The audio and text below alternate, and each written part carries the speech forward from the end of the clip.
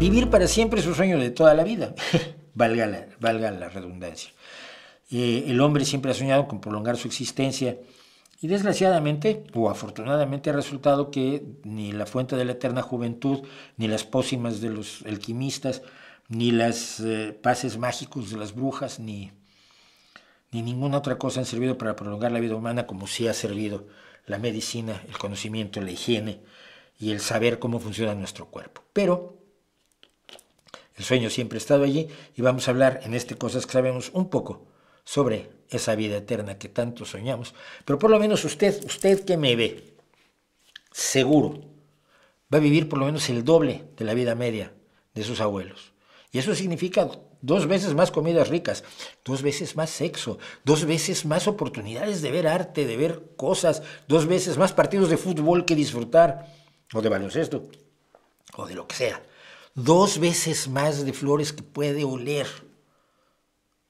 2 veces más que sus ancestros todavía muy cercanos.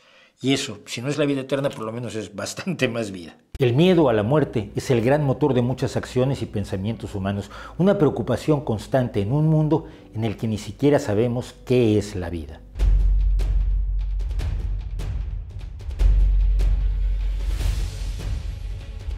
Uno de los aspectos que utilizan los paleoantropólogos para considerar a una sociedad humana son los rituales funerarios.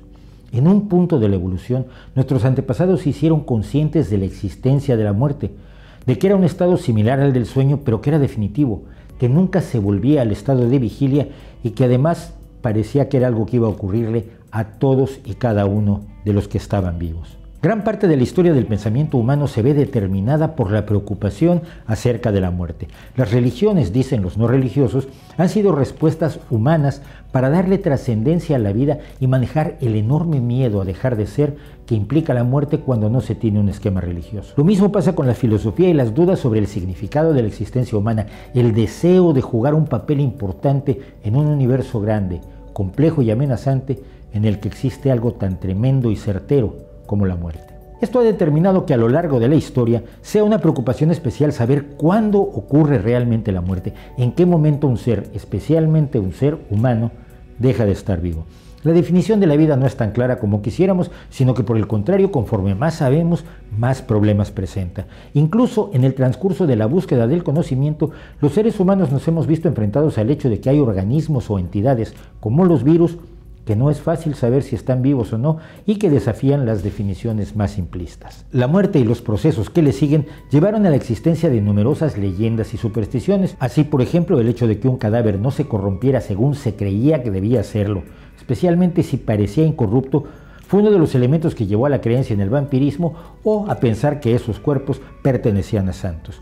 Lo mismo pasaba con quienes al ser exhumados semanas después de la muerte mostraban sangre en la nariz y la boca, producto, sabemos hoy, de que los gases de la descomposición impulsan líquidos por estos orificios, pero que se interpretaba como sangre de la que se habían alimentado los vampiros. Los movimientos y ruidos producidos por la acumulación de gases en los cuerpos en descomposición influían igualmente en esta creencia. Hoy sabemos valorar nuestra ignorancia general acerca de los procesos posteriores a la muerte y apenas estamos empezando a estudiar a fondo los procesos de la descomposición. En una época y durante mucho tiempo se consideró que la muerte ocurría al detenerse el latido cardíaco y la respiración. Sin embargo, esto comportaba problemas importantes. En primer lugar, que no es fácil saber con precisión si el corazón ha dejado de latir o la respiración se ha detenido. Como se ha podido documentar, puede haber pulso y respiración difíciles de percibir. De allí que se utilizaran algunos sistemas un tanto simples, como el de colocar un espejo ante las fosas nasales de la persona para determinar si había vaho producto de una respiración imperceptible. En segundo lugar, y sin duda alguna más importante, el avance del conocimiento y las técnicas médicas han permitido invertir algunos procesos que antes se consideraban definitivos. La resucitación cardiopulmonar, los desfibriladores eléctricos, la respiración artificial, el uso de sustancias como la epinefrina y otros procedimientos pueden hacer volver a latir el corazón o funcionar los centros respiratorios. Del mismo modo, la experiencia médica ha reunido ejemplos notables sobre personas que pueden recuperar todas sus funciones después de sufrir potentes descargas eléctricas o de ahogarse en aguas heladas, especialmente en el caso de niños. Por ello, hoy en día se considera la parada cardiorrespiratoria solo como muerte clínica, que es reversible al menos en algunos casos y en sus primeras etapas. Desde mediados del siglo XX se hizo necesario buscar otra definición para la muerte. Esta referente a la llamada muerte cerebral o muerte biológica, que se considera que ocurre cuando el cerebro ha dejado de tener actividad eléctrica, lo que llamamos comúnmente el electroencefalograma plano. Esto supone que esta actividad eléctrica es lo que define o denota la conciencia y por tanto la calidad de humano o persona que tenemos. Una vez detenida irreversiblemente la actividad del cerebro, o al menos la del neocórtex cerebral, la parte que consideramos la sede de las funciones cognitivas superiores, lo que consideramos la personalidad de alguien no puede volver nunca a reactivarse. La mayoría de los países occidentales incluyen a la muerte cerebral como definición legal de muerte, aunque para ciertas religiones el asunto siga siendo dudoso y pongan por tanto obstáculos a actividades como los trasplantes de órganos, cuya realización depende puntualmente del momento en que se puede determinar médica y legalmente que el donante ha muerto. Ciertamente solo algunas expresiones sumamente claras e irreversibles pueden ser consideradas como una señal certera de la muerte. Entre tales expresiones se consideran algunas lesiones tremendamente graves como la decapitación o la incineración del cuerpo, o bien la presencia de signos como el rigor mortis, la rigidez que se presenta unas 3 horas después de la muerte y que dura unas 72 horas.